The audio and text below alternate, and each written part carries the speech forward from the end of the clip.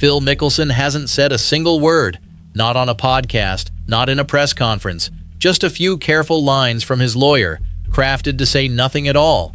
While the world waited for an explanation, Phil chose silence. But while he stayed quiet, a voice from inside his own home broke through. It wasn't a rival player. It wasn't a journalist digging for dirt. It was someone who used to sit at his dinner table, someone who shares his last name. We've watched Phil lose his caddy, Bones, after 25 years. We saw him burn bridges with mentors and get asked to leave his own country club. We thought we'd seen the bottom. That was just the foundation. Because this time, the person holding the recording wasn't an outsider looking for a story. It was his eldest son, Evan Mickelson, the same kid who once caddied for him, who looked up to him, who defended him when the world turned against him. That's what makes this sting so much worse. A caddy walking away is business. A mentor walking away is painful. But a son turning against his father, that cuts straight through the bone. The question isn't just, what Evan released to the public. The real question that keeps me up at night is, why? What could possibly make a blood relative take private conversations and hand them to the world, knowing it would shatter the family name? Evan kept that recording hidden for years, so what finally made him hit send? That's the part that nobody is talking about yet. But to understand why Evan pressed record, you first have to understand the man who raised him, and the cracks that were already there long before any tape existed. Here's my honest take. I don't know if I'd have the courage to do what Evan did. What would you do if you were in his shoes? Drop a comment below. And if you want the raw truth about the tour, hit subscribe. We're not here to protect anyone. Let's talk about that man. Phil Mickelson spent 30 years building a reputation as the smiling family man of golf. The fist pumps, the hugs with Amy after every major win, the kids running onto the green. That image sold millions of shirts and made him one of the most beloved athletes on the planet. But the people closest to him knew a different version, and the person who knew that version better than almost anyone was his oldest son, Evan. Evan Mickelson wasn't a rebel. He wasn't the troubled kid acting out for attention. He played college golf. He caddied for his father during the 2021 PGA Championship Pro-Am. He was the quiet one, the protector, the son who stood by his dad when the LIV defection happened, when the gambling stories surfaced, when the world started turning its back. He defended Phil when most people wouldn't. That's what makes this so hard to process. If Evan had always been angry, always been distant, this wouldn't sting the way it does. But he was loyal. He was there until he wasn't. So what changed? To understand that, you have to understand the trail of destruction Phil left behind long before any recording existed. Bones Mackay carried Phil's bag for 25 years. 25 years of major wins, heartbreaking losses, and shared victories. Now they don't speak. Billy Walters was a father figure to Phil, a mentor who guided him when nobody else would. When Walters needed Phil to testify in his insider trading case, Phil refused. That relationship ended instantly. Phil's own wife had to step in and tell their country club to kick him out because the embarrassment had become too much. These weren't strangers walking away. These were the people who loved him most. Evan watched all of it. He watched his father push away everyone who ever had his back. He watched the excuses pile up. He watched the gambling debts grow and the relationships crumble, and through all of it, he stayed quiet. But staying quiet doesn't mean you don't notice. It means you're just waiting for the moment when silence stops being an option. He watched his father push away everyone who ever loved him, but watching from the sideline is one thing, being forced into the game is another. That recording existed for years, a 2015 phone call between Phil Mickelson and someone inside the PGA Tour's inner circle. Evan found it on an old device.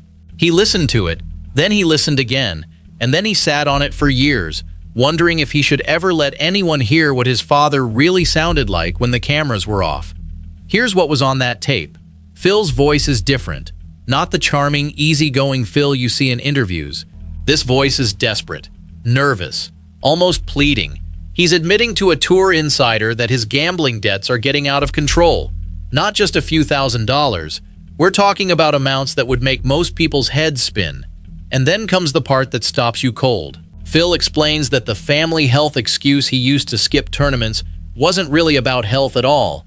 It was a cover, a fabricated story to buy him time while he negotiated bets during high-stakes weeks. He needed the media off his back so he could focus on his next wager, not his next tournament. But that's not the worst of it. The part that makes this recording genuinely disturbing is what Phil says next. He blames Amy, his own wife. On the tape, Phil complains that Amy just doesn't understand what he needs, that she's always in his ear, trying to slow him down. And then he admits something that should have stayed buried forever. He used her cancer scare as a distraction, not to protect her, not to shield her from the press. He used it as leverage to negotiate better odds with bookies. He told people she was sick so they wouldn't ask questions about where his money was going. The man who built his entire brand on being the perfect family man was weaponizing his wife's illness, privately, to protect his gambling habit. That recording reveals exactly who Phil Mickelson is when he thinks nobody is listening. And the worst part? He never expected anyone to hear it. He never expected his own son to find it. And he certainly never expected Evan to share it with the world. But Evan did. He took that recording and made a choice that would shatter the family's carefully constructed image. He released it, not to a major news outlet, not to a traditional journalist. He sent it somewhere far more dangerous, and once that decision was made, there was no taking it back. So Evan hit send. But he didn't send it to the New York Times. He sent it somewhere far more dangerous. That admission alone would have ended most careers. But Evan didn't release it to destroy his father. He released it for a reason that cuts even deeper. So if the recording was so damaging, why would Evan release it? Why would a son who had always been loyal, always been protective, suddenly hand his father's darkest secrets to the public? The answer isn't revenge. It isn't money. It's something far more painful. Evan didn't send that recording to ESPN. He didn't send it to Golf Digest. He sent it to a small investigative outlet that had already been digging into Phil's gambling ties. He knew they would verify it. He knew they would publish it. And he knew that once it was out there would be no way to put it back in the box.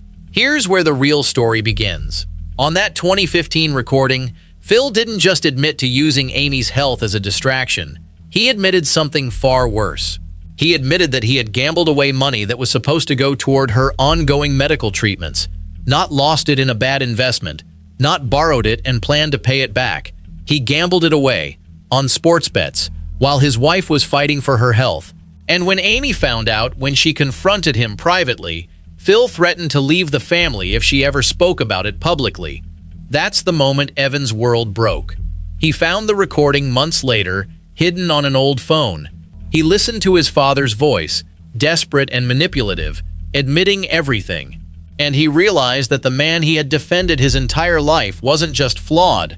He was dangerous, not physically, emotionally, financially. Phil was never going to stop. He was never going to get help. He was never going to admit that he had a problem, because in Phil's mind, there was no problem. There was just a need for more action, more risk, more dopamine.